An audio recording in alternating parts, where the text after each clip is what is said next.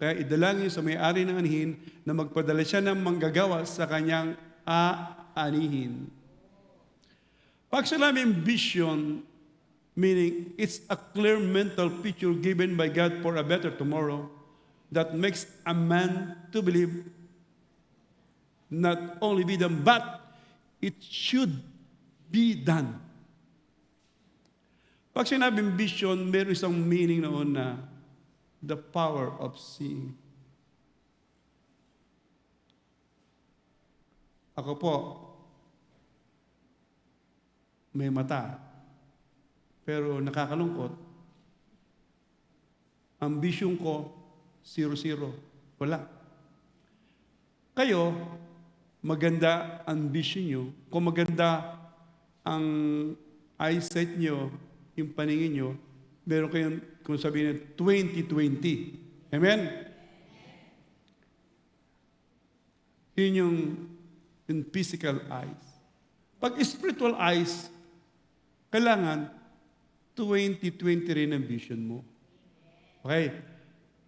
Kamusta yung spiritual eyes mo?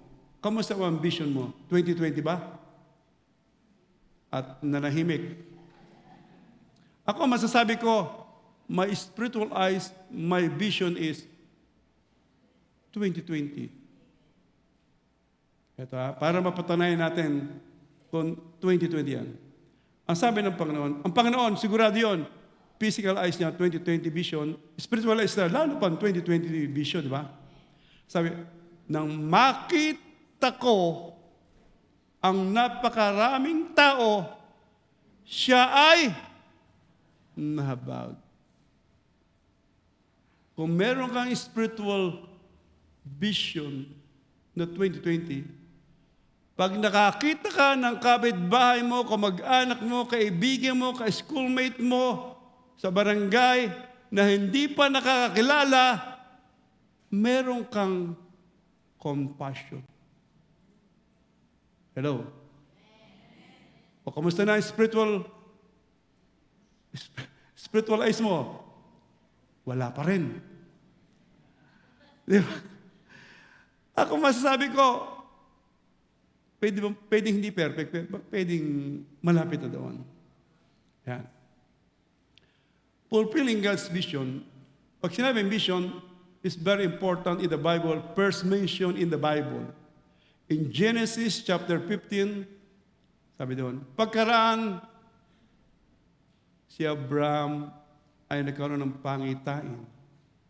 At sinabi sa kanya ni Yahweh, ito, huwag kang matatakot o manganggam mo man, ako yung kalasag, kita'y iingatan, at gagantimpalaan.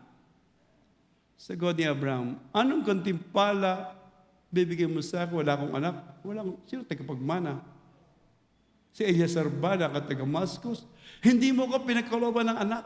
Kaya ang alipin ang magmamana ng aking aririan. Sagot ni Abraham, hindi alipin ang magmamana, anak mo. Sinabihan ka noon, si Abraham, matanda na, si Sarai, baog pa. Paano anak niya? Ang sabi sa kanya, lumabas ka, tumingala ka sa taas. Masdan mo ang mga butiin, ganyang karami ang maging anak mo at apo mo. Kung kayo sinabihan ng Diyos na ganoon, para bang, pero si Abraham, siya'y nanalig, kaya siya tinulog na ng Diyos. It is a covenant ng Diyos doon kay Abraham.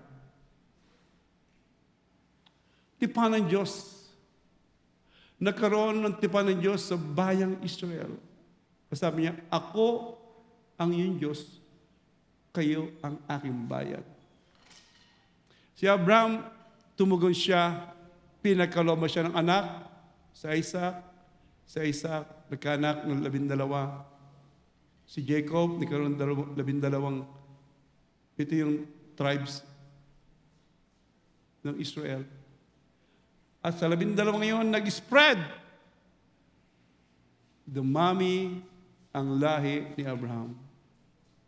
ang tagapagmana lamang ng pinangako ng Diyos ay ang bayang Israel. Kaya ang tanong, paano tayo? Hindi naman tayo Israel, hindi naman tayo Hudyo. Pero, meron panibagong covenant in a new covenant na dumating dito ang Panginoong Jesus. Ang sabi doon sa Galatia 3:29, if you are born again, o kabilang ka doon, if you belong to Christ, kabilang ka doon sa lahi ni Abraham, na siyang tagapagmana ng pangako ng Diyos. Kung ano ang pinangako ng Diyos kay Abraham is the same. Ito rin ipinapangako sa atin sapagkat we are born again. Tumingin sa katabi mo, mukha bang Hudyo yan? Amoy Hudyo ba yan? Diba?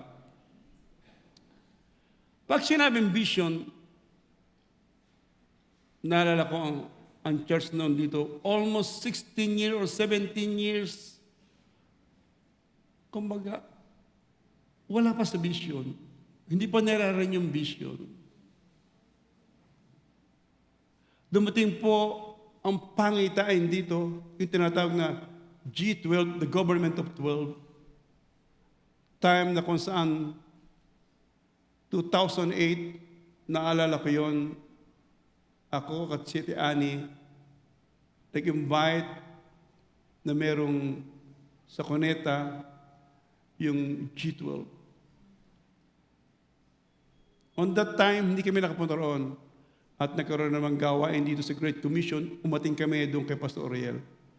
Habang kami umaatin dito, ibinaba namin dito dahil yung ating pastor ay nasa China.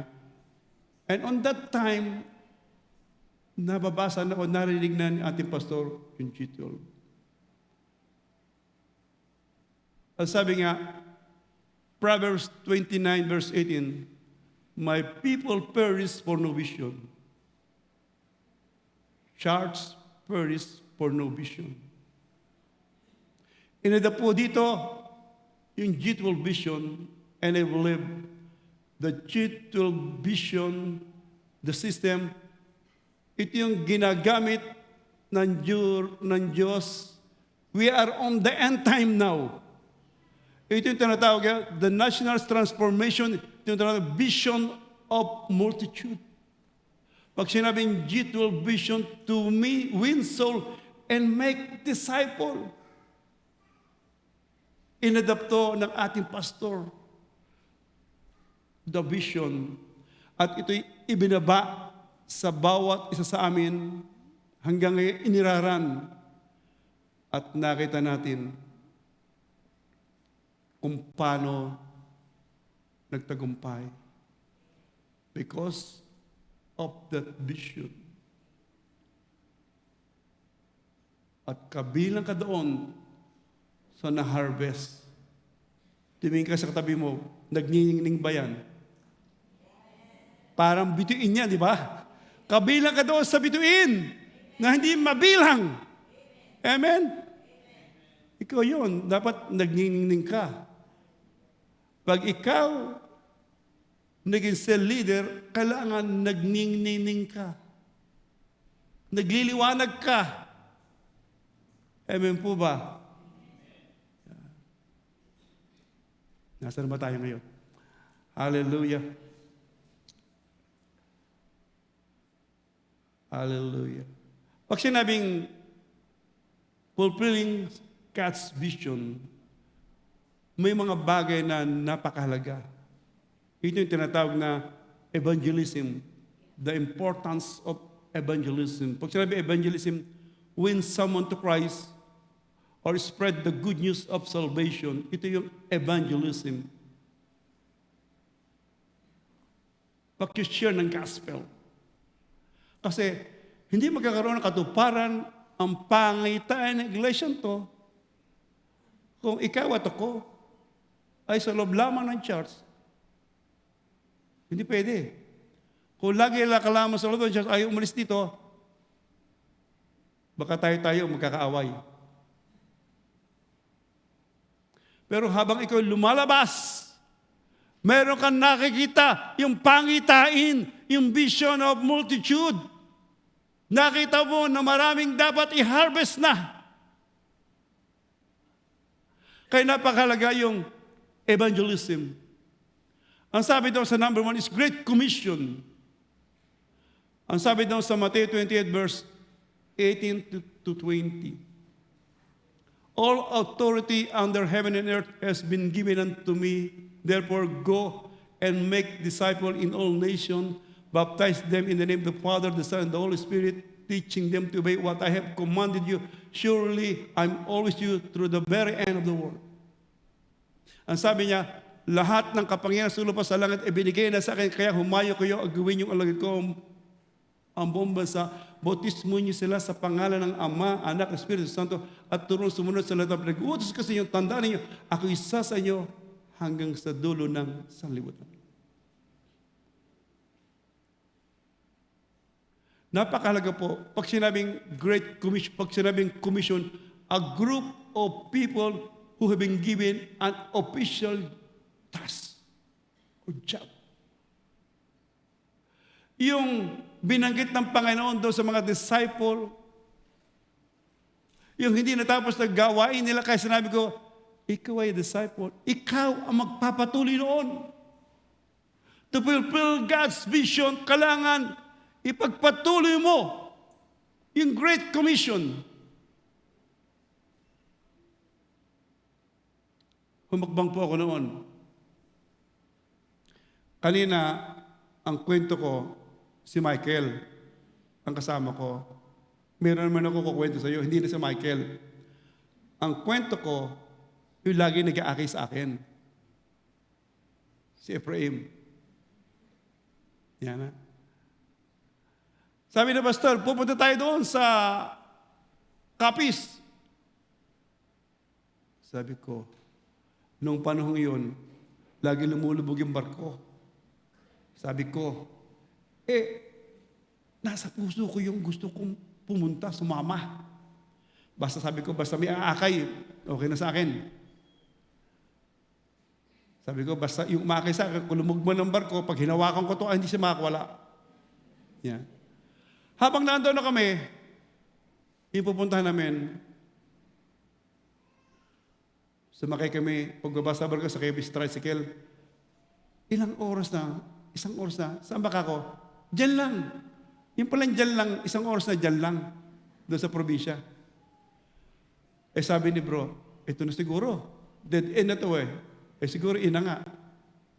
Habang kami pupunta roon, kailangan kaming maglakad. Papunta doon sa lugar nila. At sabi sa akin ni Pastor Regina, merong kariton dyan. Sakay ka. Hindi nakako, basta may aakay sa akin. To make the story short, naglalakad kami. Grupo kami. Habang kami naglalakad, merong ilog na malalim. Yan. Di, kami yung huli. Habang ako'y akay-akay nito, si Brad, nadulas. Paano ako, doon na lamang ko, paano gagawin ko? Di nadulas na rin ako. Yan. Nung nandoon na, si bro, bumaksak, nakadapa. Ako, bumaksak, nakatayo. Napakabuti ng Diyos. Hallelujah.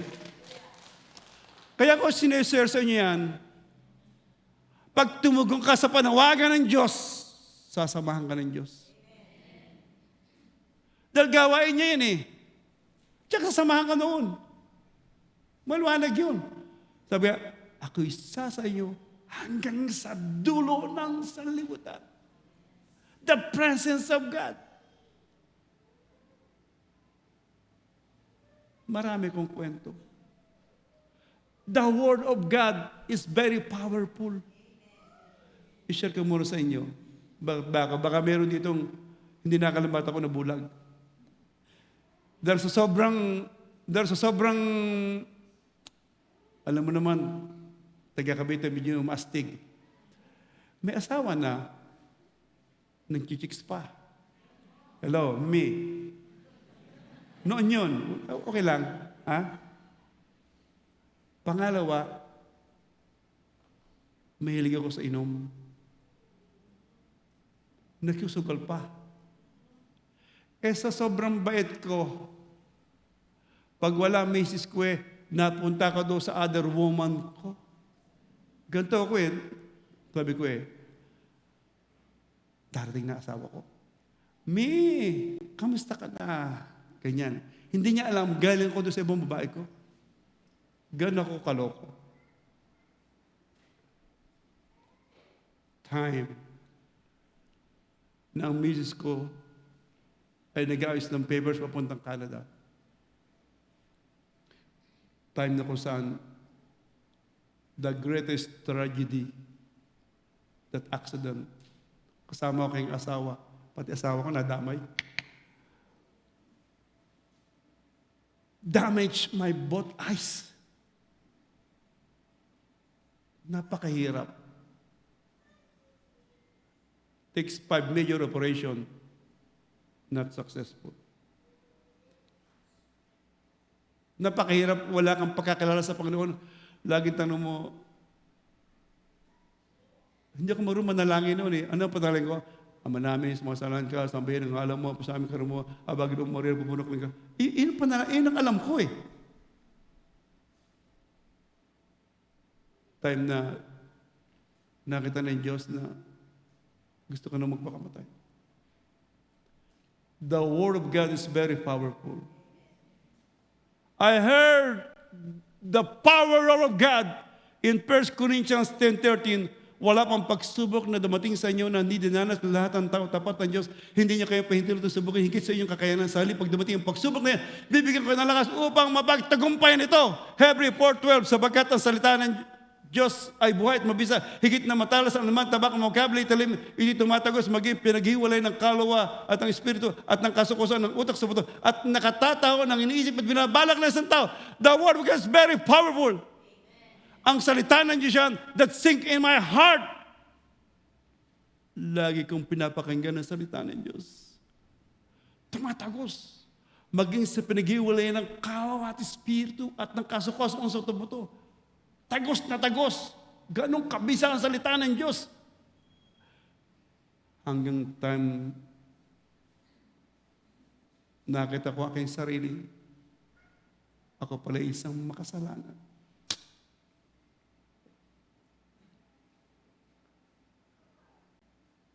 At ang sabi doon, ang kabayaran ng kasalanan ay kamatayan. Pag ko pala isang makasalanan, ang kabayaran ay kamatayan. May 3 kamatayan. Kamatayang espiritual, hiwalay ka sa Diyos. Kamatayang katawan natin. At kamatayang kaluluwa, papunta doon sa impyerno. Iyon ang kalagayan ko noon. Pero napakabuti ng Diyos. Subalit ang pinagkakalob ng Diyos ay buhay na walang hanggan sa pamagitan ni Jesucristo. I surrender my life sa isang buhay na Diyos. Ang sabi niya, gaano man kalaki yung kasalanan, handa ko kayong patawarin. Sinuko ko ang buhay ko, humingi ko ng tawad sa Panginoon. Lord, gamitin mo ako. Simula noon, pinagamit ko ang buhay ko sa Diyos. Kapatid, pwede mo rin paggamit ang buhay mo sa Diyos. Ako walang paningin, wala naging dahilan para hindi ko paggamit ang Diyos. Paggamit ang buhay ko sa Diyos, ikaw, ano ba wala sa iyo? Walang laman ng pera sa bulsa mo? Kung ilamang, huwag, paggamit ka sa Diyos. Amen? That He is the great provider that you will supply ng lahat ng iyong pangangailangan. Isang patotoo ko, namatay po yung aking ama.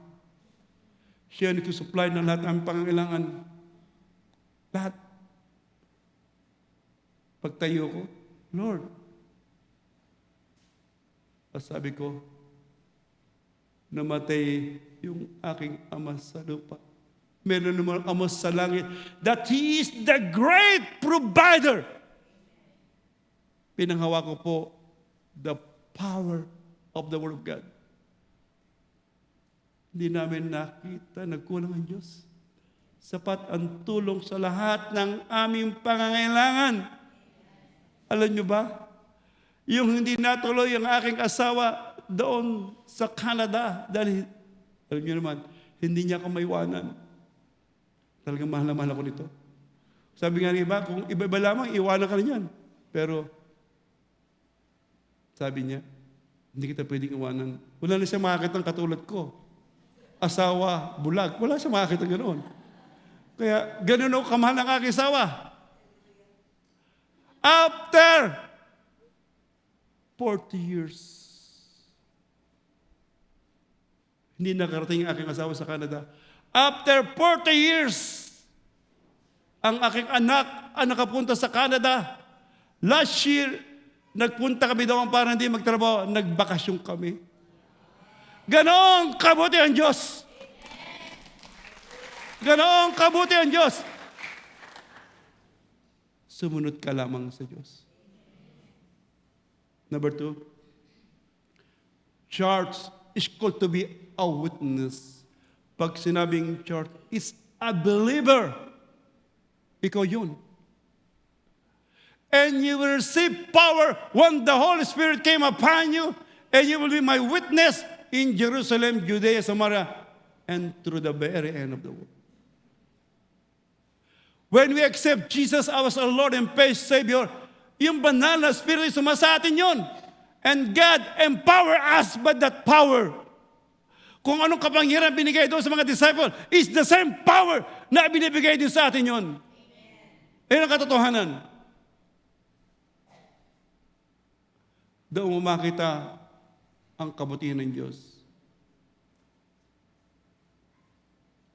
Kukwento ko lang si Brother Ephraim. Kay Michael, dalawa eh. Kay Brother Ephraim, dalawa rin to. Ito. Tanda ko, siya yung lagi kong driver papunta Nueva Ecija. Yan. Nang umuwi na kami, nalito siya. Sabi, Brad, saan ba tayo dadaan dito?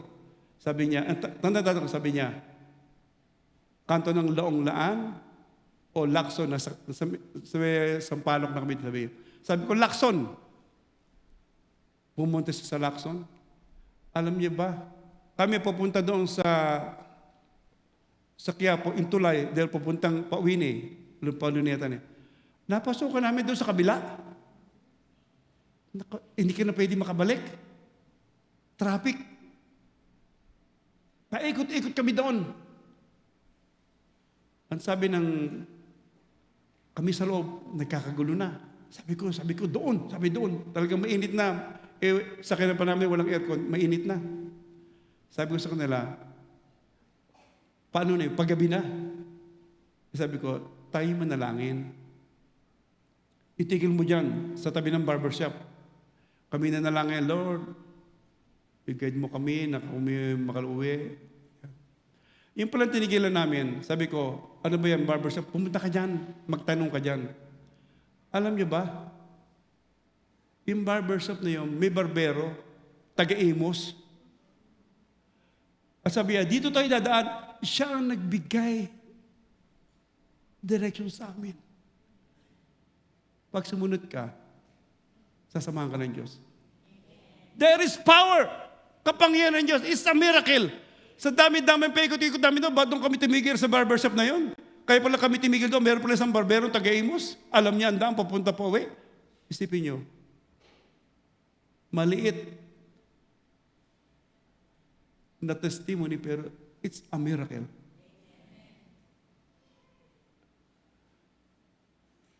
Number 3, we are ambassador for Christ. Sabi daw 2 Corinthians 5:20, sapagkat kayo sugo ni Kristo, para ang Diyos na rin na mamanik sa inyo sa pamagitan ko, kaya makapagkasundo kayo sa Diyos. Pag sinabing ambassador, kumbaga sa atin dito, yung presidente, yung Pilipinas, meron siyang dinadalang sa iba't ibang bansa na mga ambassador. Siya yung alter ego. Kumbaga siya yung ng Pilipinas. Kumbaga siya yung representative. Yun. Kaya, kailangan, yung representative, kailangan, kung ano yung presidente, ganun siya, di ba? Alam niya ba, ikaw at ako, ay ambassador ng Diyos dito sa lupa.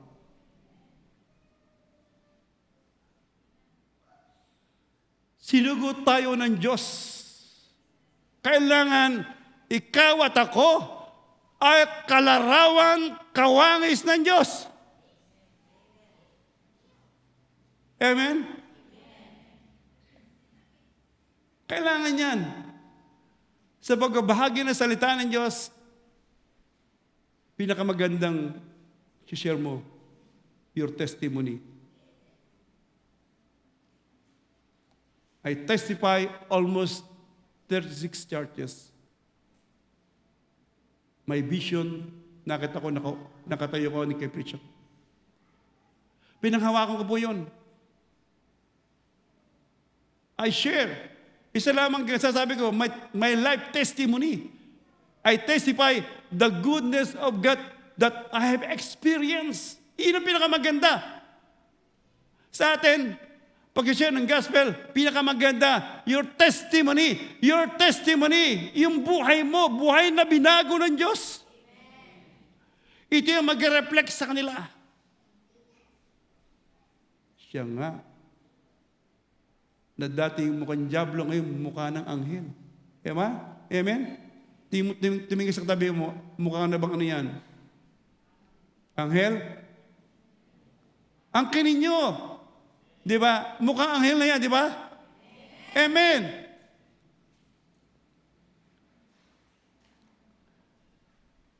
Why we need to spread the good news in the world, sa mundo. Ang number one is, gospel is the only solution to the problem of this world. Pag sinabing mundo, world, tumutukoy daw sa bukirin. Ang mundo natin ay punong-puno ng kadiliman. Amen? Dahil may kadiliman yan, kailangan niya ng liwanag.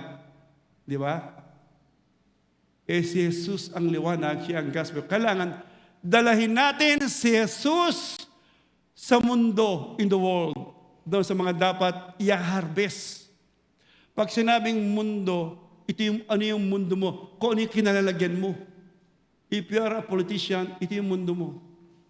Kung ikaw ay teacher, ito yung mundo mo. Kung ikaw ay anong trabaho ka, ito yung mundo mo. Ito yung kinalalagyan mo. Kaya ka nilagay dyan, hindi aksidente. Ikaw ang tamang tao para ang liwanag dalhin mo dyan.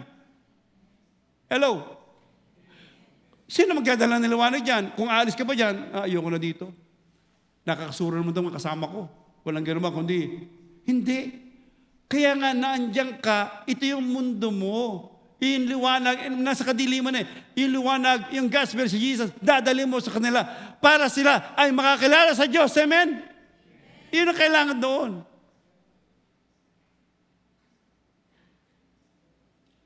Number 2, people will know the truth when you bring the Word of God to them. Nagpunta rito si Satanas, pumatay, magwasak at tumira. Marami nang winasak, sinira, si Satanas. Yung mga tao ayaw na malaman ng katotohanan, binabarahan niya. Gusto ni Satanas, manatili ka kung ano kinamulatan mo. Kung ano pinagmulan mo. Kung ano pinapaniwalaan mo. Gusto manatili ka dyan. Ikaw at ako, nalaman natin ang katotohanan. Sino ang magpapalaya sa kanila? Di ba si Jesus? Kaya si Jesus ay dapat natin dalhin doon sa mga tao na wala sa katotohanan. Nakakalungkot. Sinilang sila ganoon hanggang kamatayan nila yun. Nakakalungkot. Sinilang ako dito na ako mamamatay. Nakakalungkot. Wala sila sa katotohanan. Sino ang magdadala sa katotohanan sa kanila? Tayo. Tayo na sa liwanag ang magdadala sa katotohanan upang makalaya sa kanila. Ang sabi daw sa John 8:31-32, sinabi niya sa mga Diyos, kung susundin niyo aking mga utos, kayo mga alagad ko, malalaman ninyo katotohanan at ang katotohanan ang siyang magpapalaya. Acts 4 verse 12, walang pangalan sa silong ng langit na kusang ikaligtas, kundi ang pangalan lamang ni Yesu Kristo. Ito ang ibibigay natin sa kanila. Ito ang katotohanan. Walang pangalan sa silong ng langit na kusang ikaligtas, kundi ang pangalan lamang ni Yesu Kristo. Ito ang katotohanan. Wala sila sa katotohanan. 2 Timothy 3:16, ang salita ng Diyos, ito'y kinasiyahan ng banal na Espiritu, magagamit sa pagtuturo sa katotohanan, pagbubulaan sa maling aral, pagtituwid sa likong gawain, at pag-akay sa matuwid na pamumuhay. Itong salita ng Diyos ang ibibigay natin sa kanila. Pag binanggit natin sila, sabi doon, pagbubulaan sa maling aral, pagtituwid sa likong gawain, pag-akay sa matuwid na pamumuhay. Sino ang magdadala sa kanila? Ikaw at ako, na nalaman natin ang katotohanan. Kaya mga taong wala sa katotohanan, dalhin natin ang salita ng Diyos. Pangatlo,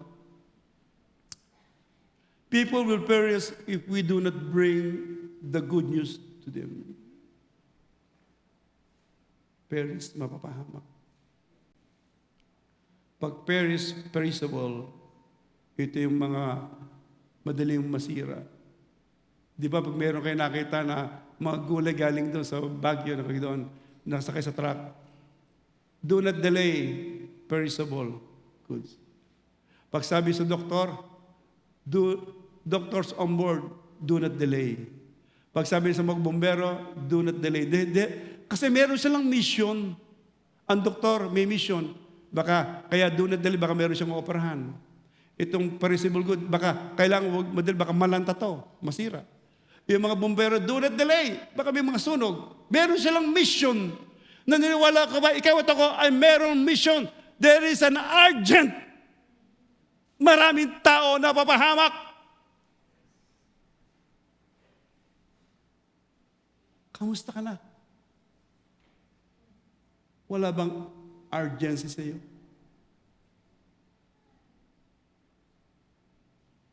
Hallelujah. Huwag mo nang ilayo ang paningin mo. Tumingin ka sa loob ng bahay nyo. Kapitbahay mo, kaibigan, ka-schoolmate, kamag-anak.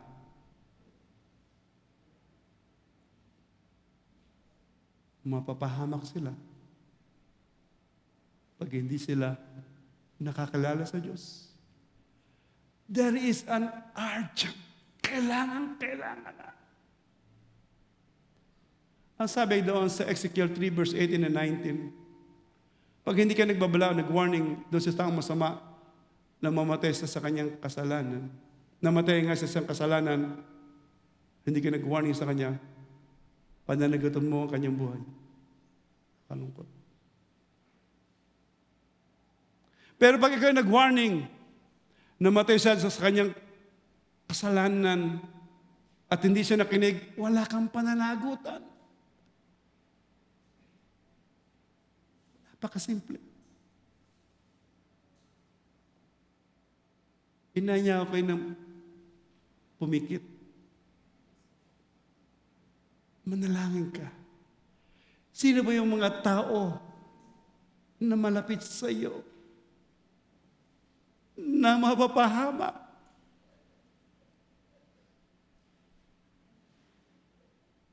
Lord, through the vision, ipakita mo sa amin yung mga mukha nila. Ang sabi nga doon, sagana na ang anihin. Ngunit konti ang mag-ana. Kaya idalangin ninyo sa may-ari ng anihin na magpadala siya ng manggagawa. Ikaw ang manggagawa na ipapadala ng Diyos doon sa mga pinakita sa iyo ng Diyos ngayon. There is an urgent. Kailangan na. Huwag mong ipagbukas ngayon ang kaligtasan. Hindi bukas, ngayon ang kaligtasan. Hallelujah.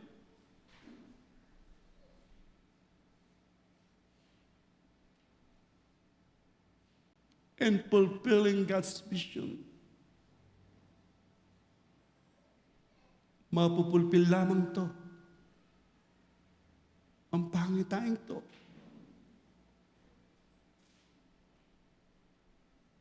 Kung ikaw at ako, going to respond to God's call. As sabi doon sa Isaiah 6 verse 8, sinabi ni Yahweh kay Isaiah, sino ang aking ipapadala? Sino aking susugo? Sabi ni Isaiah, ako, here I am. Ipadala mo ang sugo mo.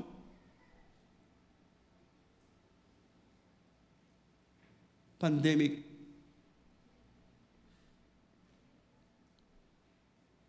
Nagkaroon ako ng burdens sa lugar na yun. Lord, every time I pray, lumuluha ako. Tumugon ako sa panawagan ng Diyos. Pandemic, nagsimula kami, palibas ay online, doon sa terrace. Nanonood kami ng online. Habang sa tumatagal, dumadami na dumadami. Nagpatayo kami ng garahe doon. Ginawa namin a place of worship. Purihin ang Panginoon. To fulfill yung vision na nilagay sa akin. I respond. Tumugon ako. Napakahirap sa ganitong kalagayan. Noon dito, palibas sa kasakasama ko si Pastor Jerry, magaan. Bakit magaan? Pag kailangan ko nung sinusundo nila ako, yan. Sabi sa akin, Sani, may meeting na susunduin ako. Iyahatid ako. Pag bababa ka, aakayin ako. Napakagaan. Yung palang magpasimula ka, napakahirap. Pero ang response, doon sa pangitain ng Diyos na nilagay sa akin, puri ng Diyos. In 5 years, nakita ko ang kabutihan ng Diyos.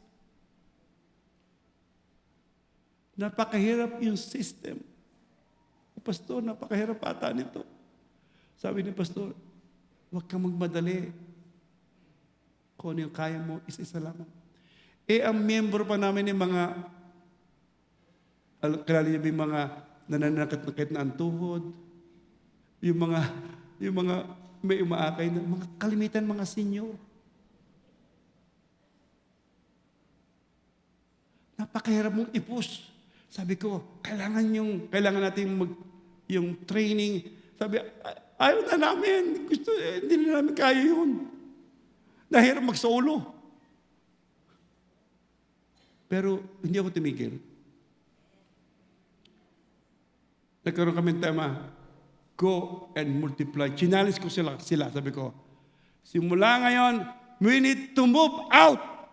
Kung tayo, dito lamang sa loob ng church, tayo magkakagatan, mag-aaway-aaway tayo, makita natin, puro kamailin natin, lumabas tayo para makita natin yung kaluluwa. Nagsimula kami lumabas. Nagkaroon kami ng outreach sa gilid ng Bermosa, yung Pasong Buhaya. Yan. Nagkaroon kami ng gawain sa gilid ng Lancaster, doon sa Alapan. Nagkaroon kami ng gawain sa gilid ng Yasaki, yung City Home. Puro gilid. Pero tumugon kami. Napakabuti ng Diyos. Alam niyo po ba? Simula kami sa 2, pumasok sa training. Itong taon to, naging 4, nadagdagan na 4. At ngayon, 8 na yung magla-live class. Hallelujah!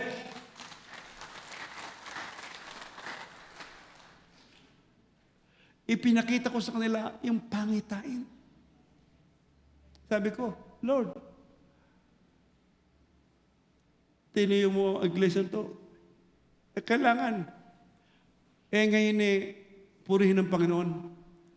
Ang kasya lamang sa church, 45. Kaya yun yung mga 30, marami na kami doon. Alam niyo ba ngayon, laging 50. Sabi ko, paano na to?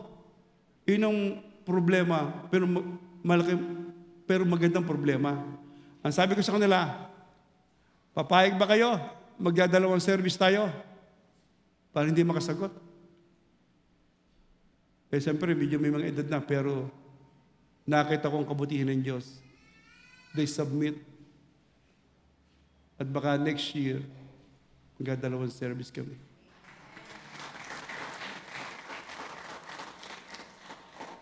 Hallelujah, it is a revelation. 2026 is a year of fulfillment of the vision. Magsisimula dito sa Maine. If you are a cell leader, wala ka pang 12. 2026, claim it. Hindi lamang 12, 144, 1728. Claim it. Hallelujah. A year of fulfillment is a promise of God. Sumunod ka lamang sa pangitain ng Diyos. And God, bibigyan ka ng mga bagong kapahigan. Bibigyan ka ng kalakasan. God will empower you. God will empower you. Give you the wisdom and the knowledge and the strength.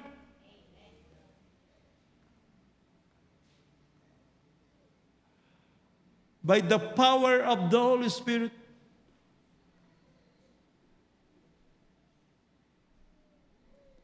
bubuksan niya ang mga saradong isipan para malaman nila ang katotohanan tungkol sa Diyos. By the power of the Holy Spirit can transform life, kaya magbago ng buhay. By the power of the Holy Spirit, guide us to the right path. Bibigyan ka ng tamang daan, tamang lugar kung saan ka pupunta. By the power of the Holy Spirit, give you strength to overcome the works of the devil. By the power of the Holy Spirit, give us your boldness to share the word of God. And by the power of the Holy Spirit, as a cell leader, can perform miracle. Hallelujah. Napakabuti ng Diyos. Inanyahan ko yung aking dalawang mag-best friend, magkumpare. Hallelujah.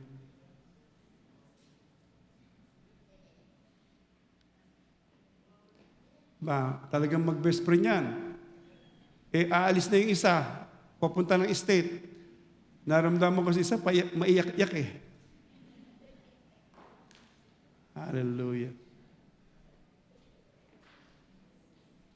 Hallelujah. If you are a born again believer, you are called to fulfill God's vision. Hallelujah. Maraming salamat sa iyo, God. Ibinato ko na po ang mensahe. Dalayan ko siya, O God. Magkaroon ng hamon sa kanila. At kung kapatid, kung meron pa ditong hindi nag-respond sa panawagan ng Diyos, it's time now to respond like Prophet Isaiah. Here I am. Send me. Thank you, Lord. Maraming salamat. Patuloy kong binibless, pinagkapala ang buhay ng bawat isa. To God be the glory. In Jesus' name we pray. Ang lahat ng born again ay sumigaw na amen. Hallelujah! Amen.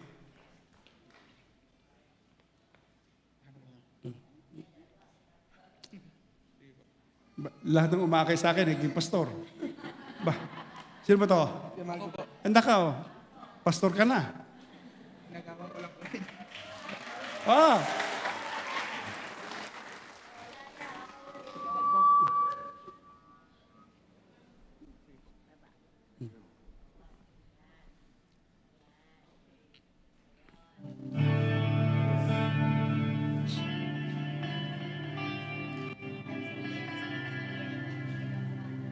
Magandang umaga po sa ating lahat.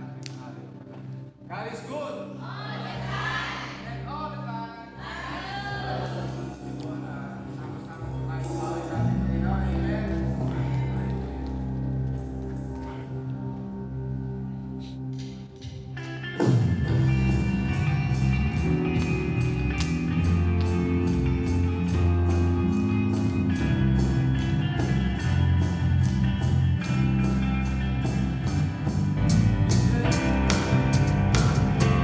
about the comforter that the Bible say will lead you home.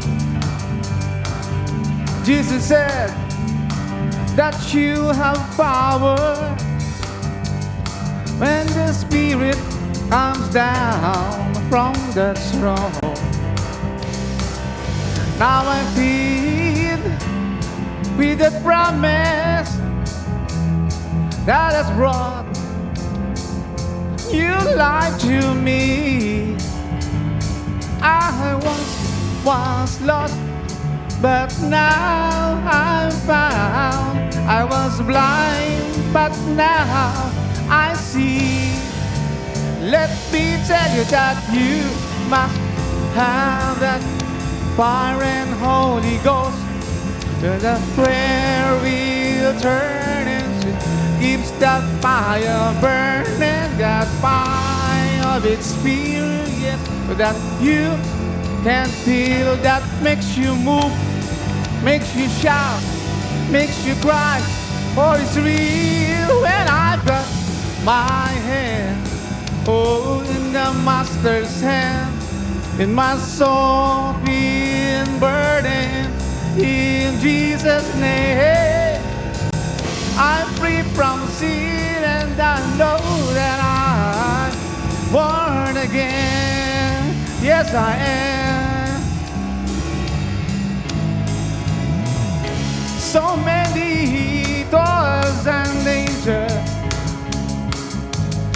He has brought me through.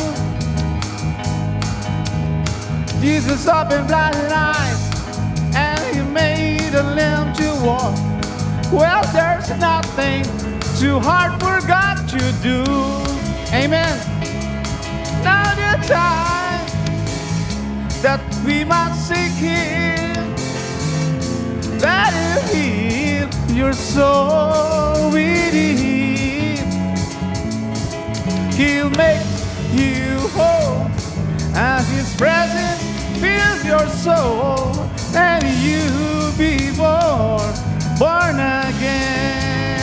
Yeah, you must have that fire and Holy Ghost. With that prayer wheel turning, keeps the fire burning. God, find your experience so that you can feel, that makes you move, makes you shout, makes you cry.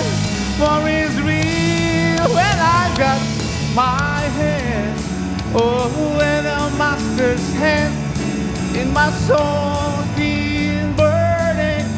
In Jesus' name, I'm free from sin, and I know that I'm born again. Sabay-sabay natin awitin. Yeah, you must have that fire and Holy Ghost. May that prayer be turning, keep the fire burning. Got fire in your experience so that you can feel, that makes you move, makes you shout, makes you cry. Cause it's real when I've got my hand, oh, when the Master's hand, in my soul being burning. In Jesus' name, I'm free from sin, and I know that I'm born again. Hallelujah, palakpakan po natin yung Panginoon. Yeah, you must have that fire and Holy Ghost. See that prayer wind turning.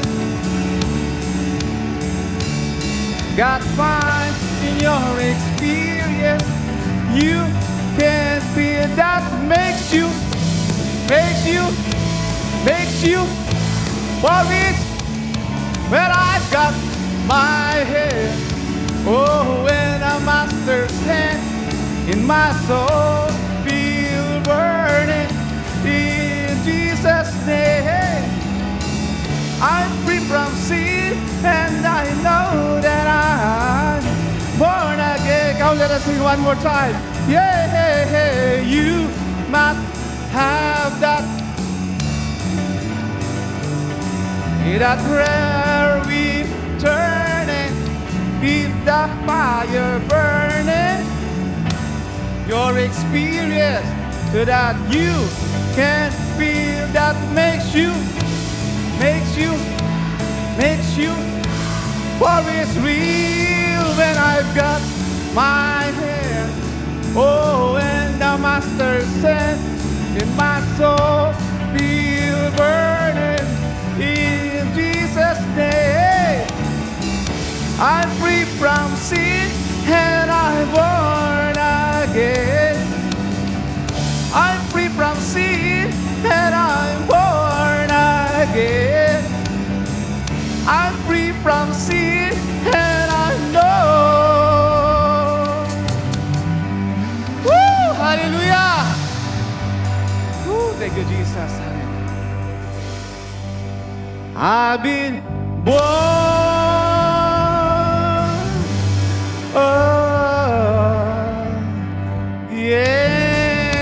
again, born again. Yes, I am. Hallelujah. Thank you, Jesus. Woo. Thank you, Lord. Thank you, Jesus. Hallelujah. Sa Diyos po ang papuri. Thank you, Lord.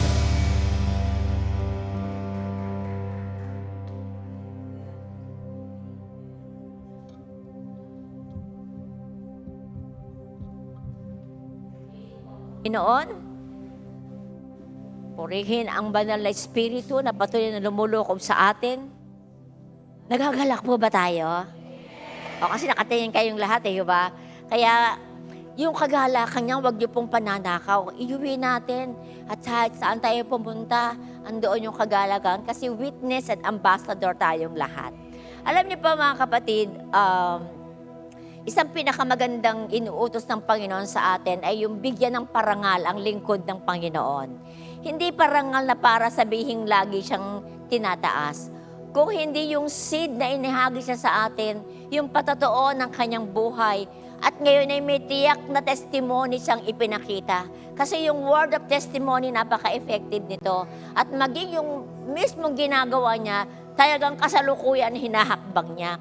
Bakit hindi ko po kayo hamunin na hindi po ito sa pilitan, kundi bigyan po natin siya ang lingkod ng Panginoon ng honor sa pamamagitan ng pagkakaloob po para maipagkaloob po natin sa Kanya. At alam ko po naman ito, ibabalik ito ng ating Panginoon. Sino lang po ang may gusto ngayon?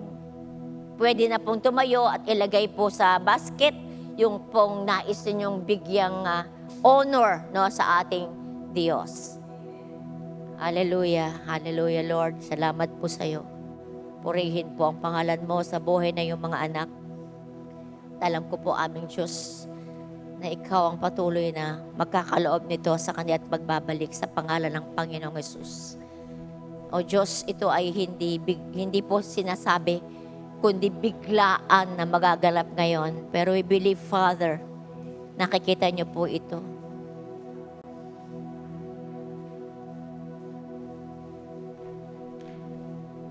Kuya Sani, pagkatapos po nito, muli niyo pong pagpapalain ang congregation sa hakbang na ginawa ng ating mga kapatid sa Panginoon.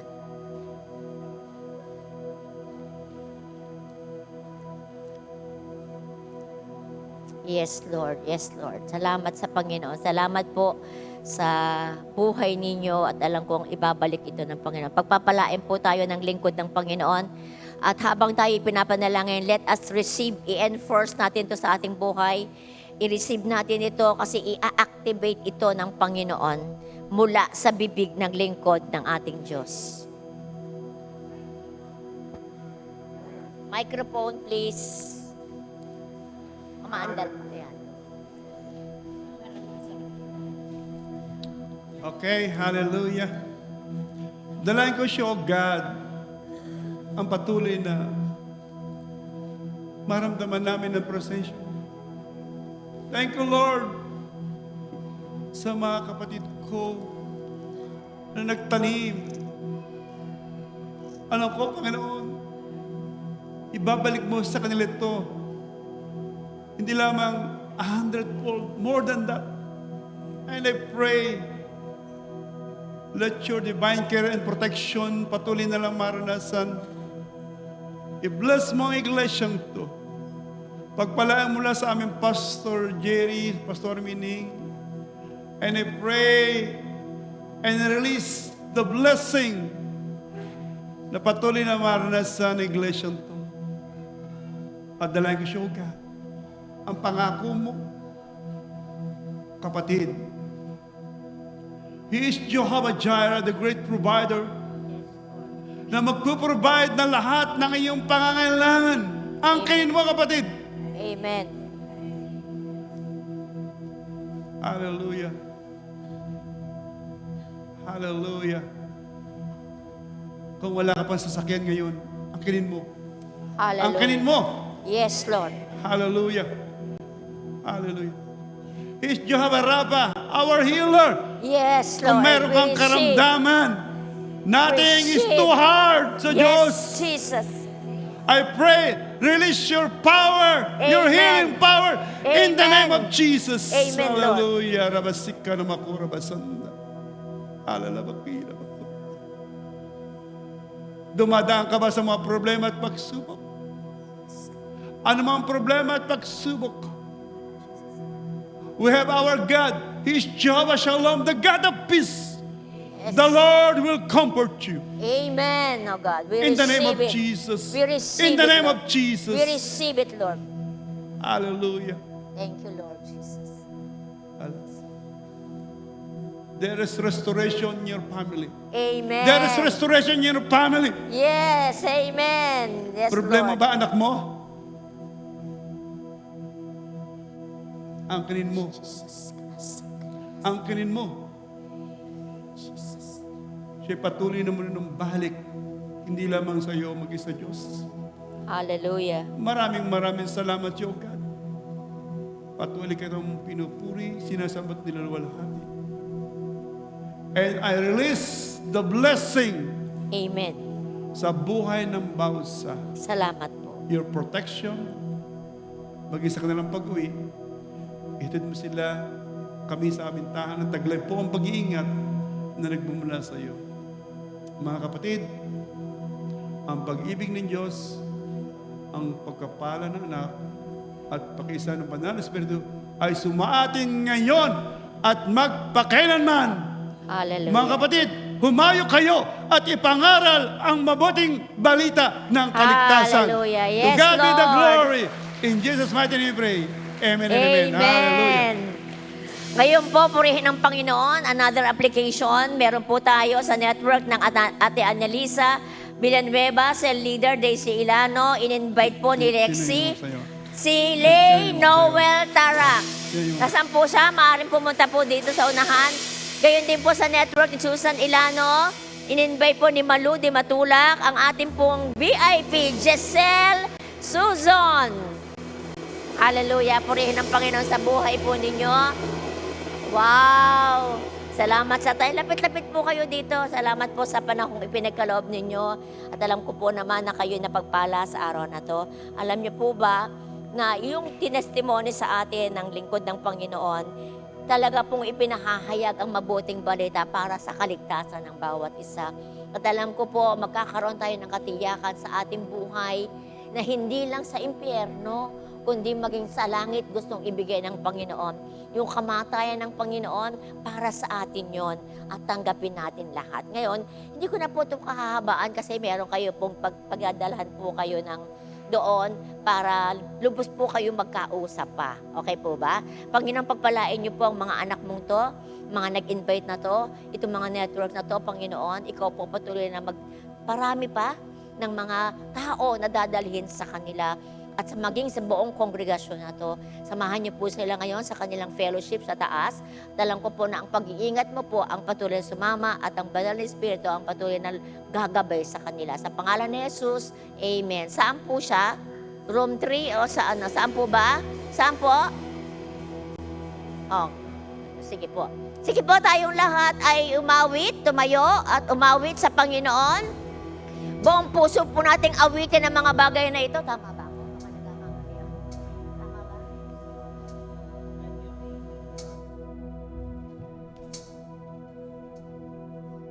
Hallelujah.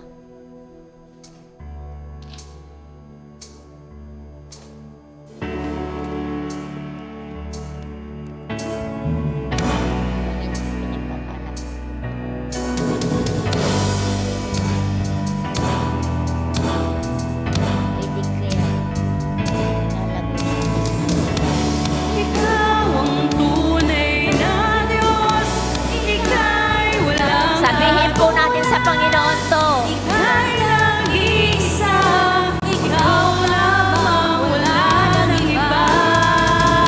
Sa'yo ang aming awit, tingin ang aming tinig, isisigaw sa buong mundo.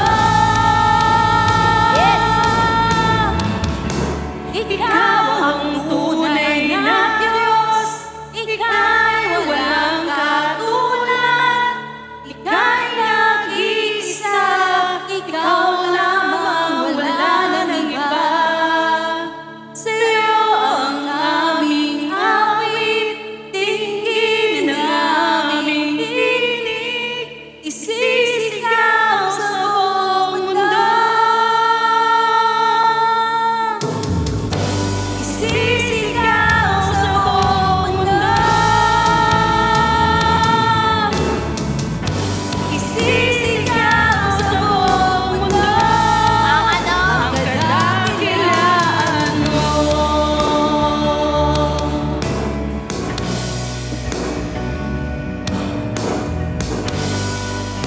Hallelujah, Lord. Maraming salamat po. Tunay nga po, Panginoon, ang kapahingahan na ibinigay niyo sa amin. Yung comfort. Nirelease niyo ang lahat ng mga bagay na mapapabigat sa aming buhay. Katulad po, Panginoon, ang anumang mabigat na aming dala, inalis po ninyo. Anumang lungkot, pinaligayan niyo kami, pinasaya. Anumang bagay na hindi namin mahakbangan, tinulungan mo kaming ihakbang ito. Anumang bagay na naranasan namin sa aming katawan, nagkakaroon ng kagalingan at magaling kami, Panginoon. We are healed. Anumang bagay na hindi maaayos na relasyon, alam ko kumikilos ka at gagalaw ka. Mga bagay na pagsubok na dinadanas, Panginoon, tiyak ang kung sino ang Panginoon namin, ikaw lang.